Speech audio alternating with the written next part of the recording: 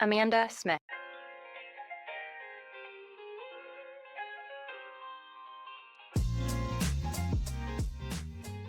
Every brand knows its voice till you ask each individual team to say it back to you. Scaling a brand voice across teams is tough, but it's not just because your company lacks a solid brand. It's because everyone interprets it differently. We're all humans. Then add in the layers of multiple locations, different leadership styles, and even change in customer needs, and suddenly everyone's speaking a slightly different language, all under the same logo.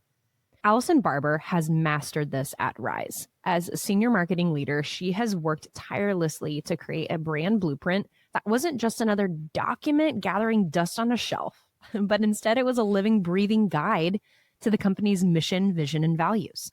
She made sure every single employee knew what the brand stood for, how it spoke, and how it operated. Of course, I asked her, how do you scale a brand voice across locations and teams? Here's what she had to say. Your call has been forwarded to an automatic voice message system. At the tone, please record your message. Hey, Amanda, so good to hear from you. Wow, this is a question that I think a lot of people are asking, and so I'll give it my best shot. I hope this helps. So, scaling a brand across teams and locations was something that I struggled with for a really, really long time. Here's what we've done at Rise, and I hope it helps. We worked really, really hard to create our brand blueprint. It took a long time. It took a lot of iterations. Here's what it looked like for us. Number one, we really took a stab at our mission, vision, and values. That is a really hard concept for CFOs and operations people to get their mind around. We threw the spaghetti on the wall and a couple things stuck and started the process of having some of that mission and vision in place. Then, probably 6 to 9 months later, we hit another wall where we started growing really quickly and we had more employees coming on and our culture started kind of shifting. Some of it was good and some of it showed us that there was still room for improvement, which opened the conversation back up again for us to say, okay, we have this mission, vision, and values. How do we take that and really make it more clear? As Brene Brown says, clear is kind. So that took us into another exercise where we actually ended up surveying our customers. We surveyed our employees. We took the surveys ourselves as leadership team. And we just said, like, what are the things that you think Rise represents? What are the things that you enjoy about working here? Where do you feel like there's gaps or something is unclear?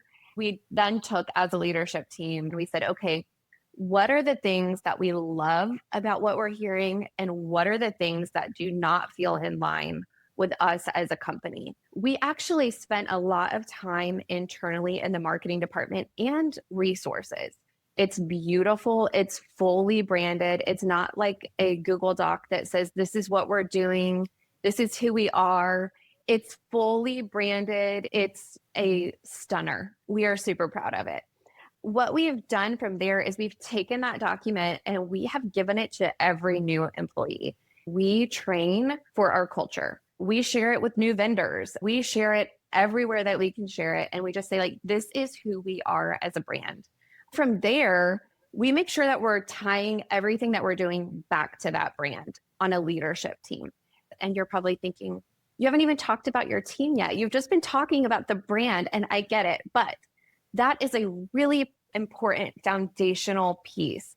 If you can get the buy-in from the leadership team and from your high level group, that is going to bleed down and just flow down throughout their departments.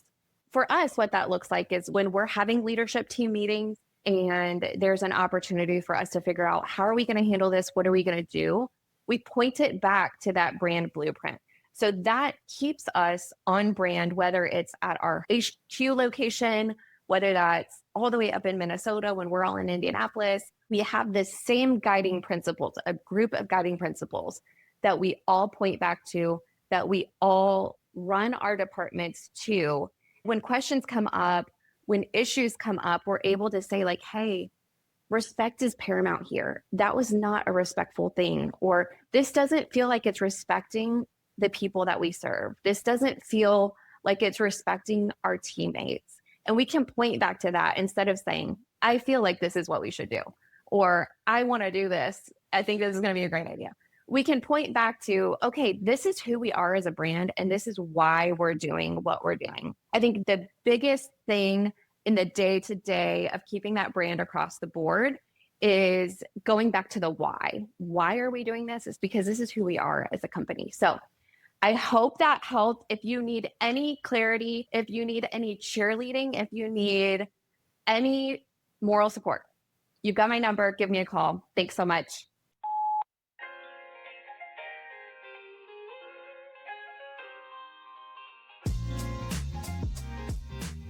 Thank you for listening.